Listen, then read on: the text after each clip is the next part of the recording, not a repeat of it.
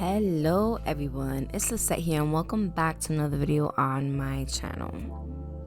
So as you can see, I'm taking all of the product off. I'm using my drill at, I want to say 12 RPMs, and this is in reverse. I am a lefty, so a lot of the stuff that I do is different than righties. I have to go from left to right, not right to left, and I do work in reverse because, like I said, I am a lefty.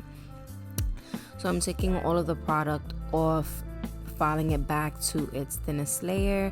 She had these nails on for over 4 weeks. It's like 4 weeks and like 3 days, something like that.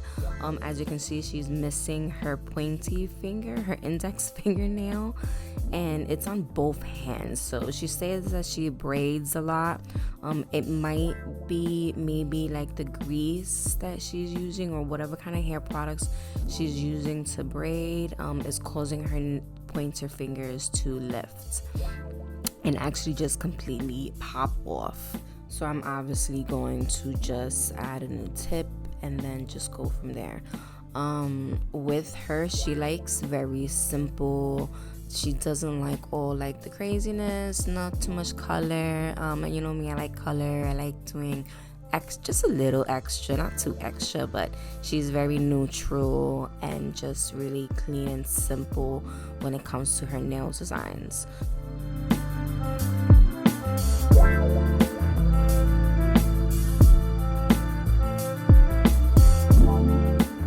Now I'm coming in with my cuticle bit, and I am obviously focusing on her cuticle area, and this is at 5 RPM, so it is very slow.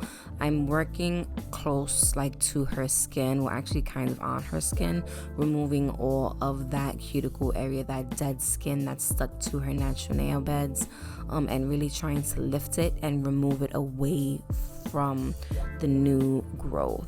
And this is going to just expose more of her nail bed and just give me more of a clean surface to work with. I have the Melody Susie Scamander drill, and when I say 5 RPMs, it's really 5,000 RPM. So the Melody Susie, it has that little screen where it tells you how fast you're going, and it just goes by like 1, 2, and 3.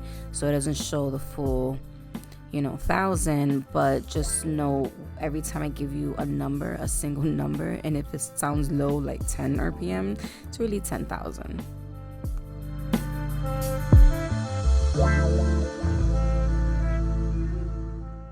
I switched bits, and this is my ball cuticle bit, and I'm going back over that cuticle area, and once I had lifted it with that other bit, all of that dead skin kind of like raised and is sticking up.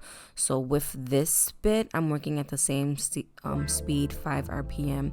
This is going to physically like remove it completely off of her actual skin itself. So you see it there kind of just like flaking off. So that bit really just cleans up that cuticle line just a little more. There's some sections that didn't want to come off, like it was giving me a hard time using this cuticle bit. So her cuticles are actually extremely hard. So I did end up going back with some nippers and just clipping them off real quick.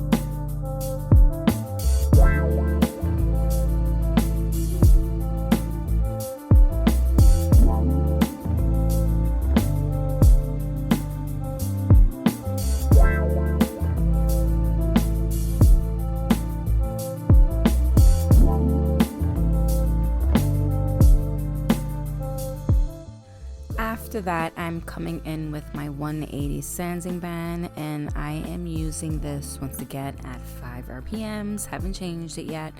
With that pointer finger, I ended up with that index finger, I did end up going back to it, just making sure there was no oils on it, because You know, this is actually the second time that her nail has lifted, same finger.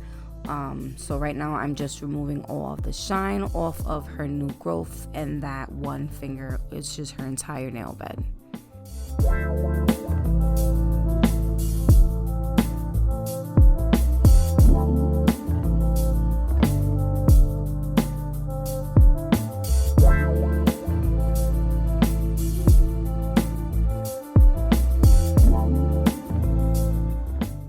After that, I quickly added a tip to her index finger. I did measure this prior from sidewall to sidewall, making sure it did fit, and then just glued it on with some KDS glue. So she did want them shorter, so I'm going in shortening the ones that grew out, and then with that index finger I did narrow it a little on the sides just to make it match with her other nails. Now I'm going in with my 100-180 grit hand file, and I'm going to be filing the sidewalls and the free edge straight. With the index finger, I do blend the top portion of that tip in with the natural nail.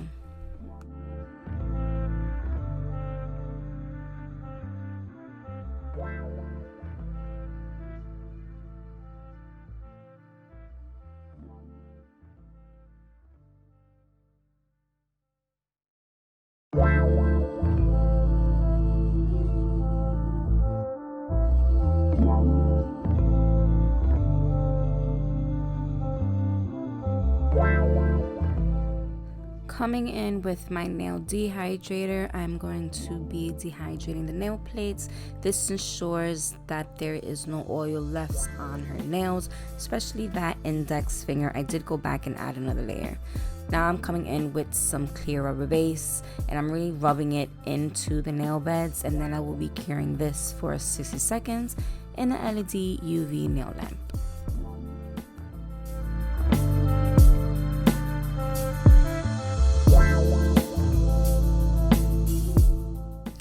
After that, I'm going in with my protective layer, and as you guys know, I like to do this for when the client comes back.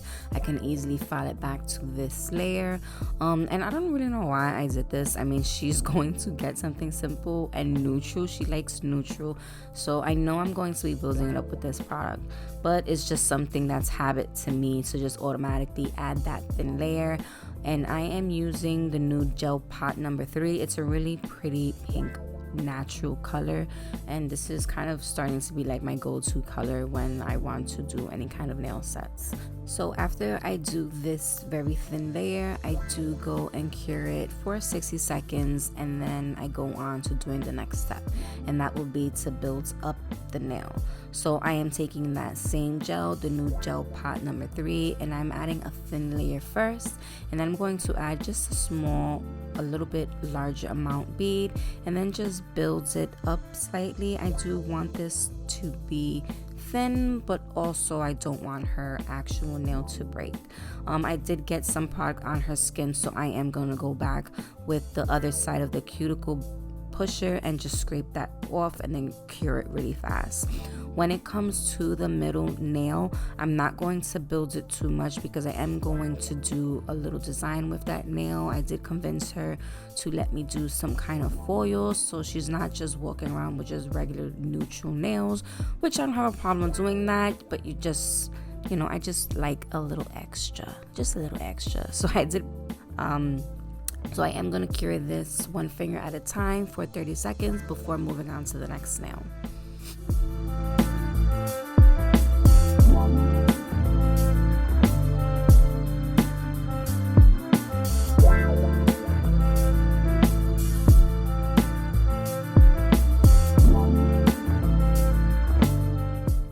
So I just wanted to note the reason why I do a thin layer first, like this right here. I'm adding a wet layer first, and then I'm coming back in with the second larger bead. I do this because it kind of gives that larger bead a guide of where to flow, so it's not running into your cuticle area, and it just lets them know this is the parameter of where I want you to flow into, don't pass it. So it's just a quick little step that I like to do, and it works for me.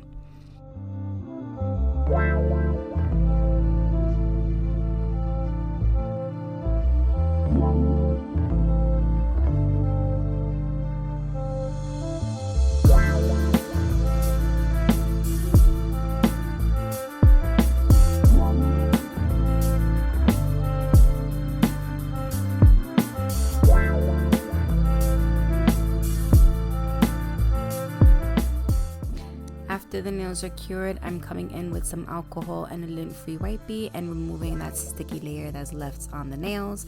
And then I'm going to focus on the ring finger and the middle finger, and I'm just going to file it really quick, trying to give it just a little shape because I am going to add foil to these two nails. So like I said, I did convince her to get like this, it's like a marble blue nail foil. You see it here, it's like purple and blue, really pretty. So I'm going to use MAKARTT's nail foil glue, and what I found out with this glue, you can't fully cure it for the full 60 seconds because certain spots will completely dry up. So once I cured this, I ended up having to apply a little more because there were sections that didn't cure. So after I cured it for the full 60 seconds, I ended up placing the foil on, and when I lifted it, I noticed around her cuticle areas nothing stuck. So I did go back, add another layer, and then stuck a little more down, and the second time I added the layer, I only cured it for 30 seconds, and this actually helped and works better.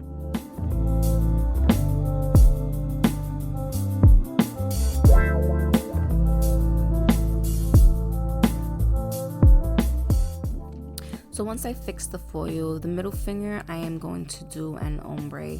So I'm taking that same Nude GelPot number 3, and I'm going to add a small amount first, coming back in with my larger amount and then blending it downwards. And then I flash cure it for 30 seconds.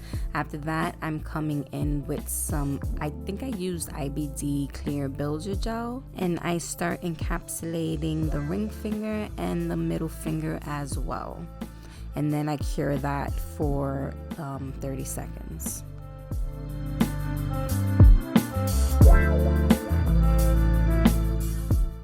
After that, I did clean off that sticky layer from those two nails again, and now I'm coming straight in with my fine tapered drill bit, and I'm just going straight in just to really shape the nail and then focus on that cuticle area, making sure it is blended in with the natural nail, making sure there's no ledge. Water can get underneath it if you're not filing it correctly. It can cause lifting, so this is a step that you kind of don't want to miss. And I'm still working in reverse, working from left to right, and I want to say this is 13 RPM, 13,000 RPM is the speed.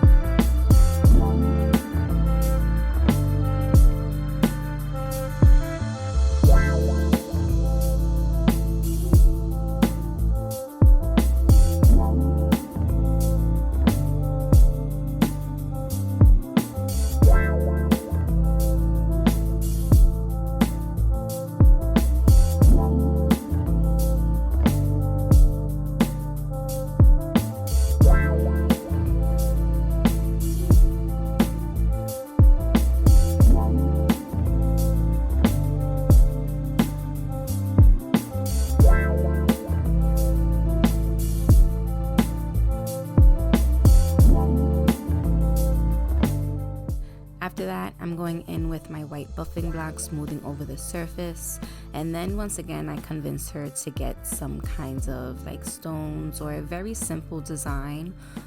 So I'm coming in with my MAKARTT rhinestone glue, and I'm going to be using some clear Swarovski crystals, and I'm going to add one to each finger, and for the ring finger I'm going to add it around her cuticle area.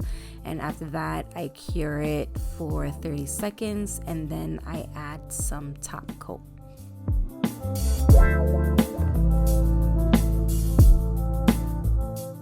So originally I wasn't sure on if I should do like a matte or shiny, but I ended up just sticking with the shiny.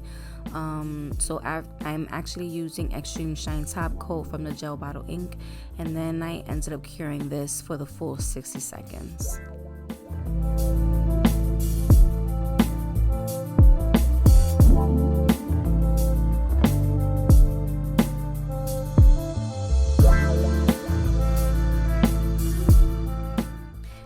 This is the final look, and I think it came out really cute considering she wanted something very plain and simple.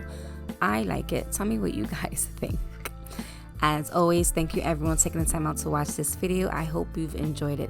Please make sure you guys are following me on all of my social media accounts, and please don't forget to subscribe to my channel, and I will see you guys in the next one.